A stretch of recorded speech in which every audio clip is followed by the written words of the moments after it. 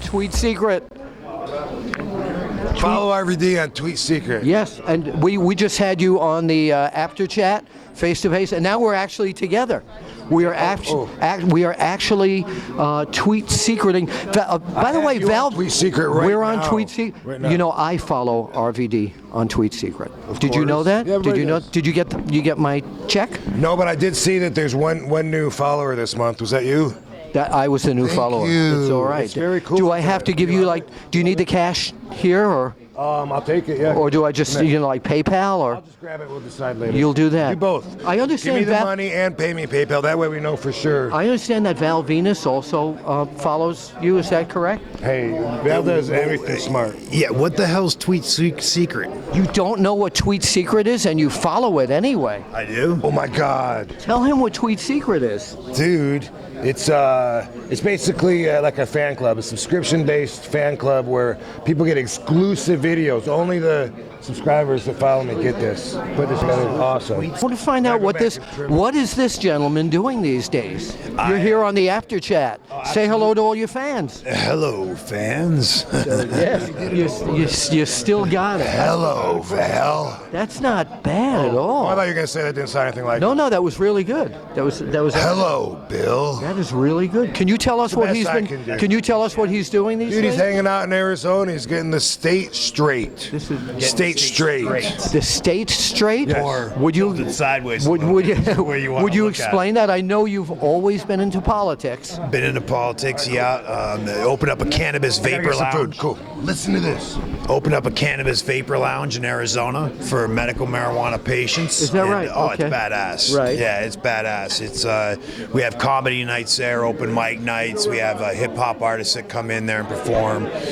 People come in and they bring their own medical cannabis, whether it's concentrates, flour, edibles, whatever the case may be. They can bring their own, and they just enjoy the lounge. They enjoy the cannabis community. So you are for this? Oh, absolutely. Yeah. I wouldn't be opening a lounge if I wasn't for it. Yeah. So it's A lot of people are afraid that stuff like this can get out of control and become really dangerous. So what do you say? I say they're heavily indoctrinated with some bad information. Okay. Absolutely. No, to me, cannabis is a phenomenal plant. It's something that, you can build your house out of it and have literally the most energy efficient home in the world. Yeah. We have patients in Arizona that come into the lounge, and I've seen them where their muscles are so tense that they can't even straighten their arms out and they can't speak.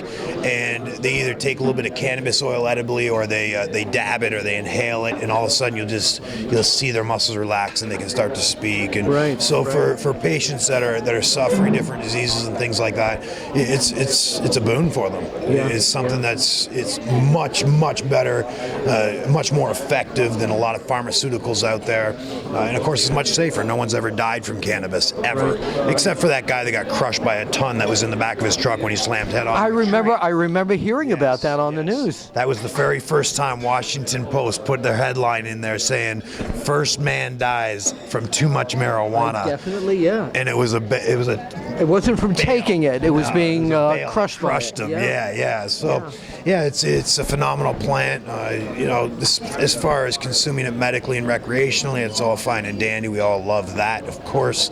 But there's so much more we can do with it. Building homes, going back to Henry Ford, building his hemp car, running on hemp fuel. When he envisioned American farmers running American cars with hemp fuel, that's starting to come back now a little bit now, as a company in Quebec has built their first hemp car as well. So it's something it's a revolution that's happening right now. Really? Absolutely. Really. So how did we all know about everything you've done in the wrestling business, but you've been very vocal politically for many, many years. What sparked your interest in politics? And eventually, will we see you run for a major office somewhere? You never know. That's definitely a possibility. I think what got me started was the fact that President of the WWE. No, go ahead. WWE. Basically, it was, I came out of high school pretty much a left-wing socialist without really knowing too much about politics. It was just the way I was taught. The government-run education system, my already indoctrinated parents at the time, the media as well, always pushed the same thing. And so I came out of high school left-wing socialist, but I was a hard worker. Right. And all through high school, I busted my ass. I ran my own east trough cleaning business, hay baling business. I was doing pretty good for a teenager until Revenue Canada found out that I was running a business without a business license for 4 years, and they came and pretty much tagged me. And so I was blown away that, wait a minute, how can I be working this hard and then all of a sudden someone else has ownership over what I earn? And that to me just didn't sit well. And so I started researching, started studying politics, and then I realized that taxes are just a desensitization word for what is, in effect, theft, criminal theft. You can't just say, hey, this is criminal theft, but we're going to call it taxes and make it okay. Theft is theft is theft is theft. Yeah. And I have a problem with that. And so I started looking into it. Is there a better way? And there absolutely is a better way. It's called freedom and liberty. And I think America's forgotten that. It wasn't until 1913, when the Federal Reserve came into play, that all of a sudden the central bankers, which were private central bankers of printing American currency, decided taxes were a good thing. And so then we had the New Deal in the 1930s, and of course taxes expanded, and You're really well educated on this. Where can, if fans want to follow your views, etc., where can they find you? Tell them right out there on social media.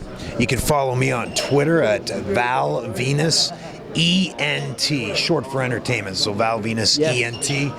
You're not an ear, nose, throat doctor. No. ENT. Okay. ENT, yeah. Okay. And you can also follow me at Purple Haze House, and that's the Vapor Lounge Twitter handle as well. We just opened Boy, that Mark one up. Lewin would have loved that name, wouldn't he? Oh yeah, The oh Purple yeah, Haze, yeah. oh yeah. And then my other one is the can.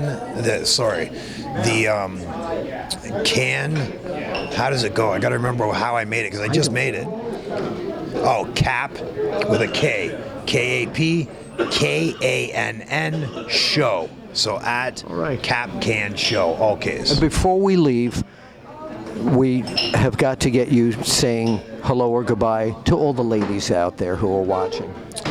Hello, ladies, and goodbye, ladies. Can you give us a "we'll see you at the matches" in that same inflection? We'll see you all at the matches. Never been done that way. Bill Apter, Sean Morley, Val Venis, right here at the Apter Chat. You're gonna leave me hanging on the high five.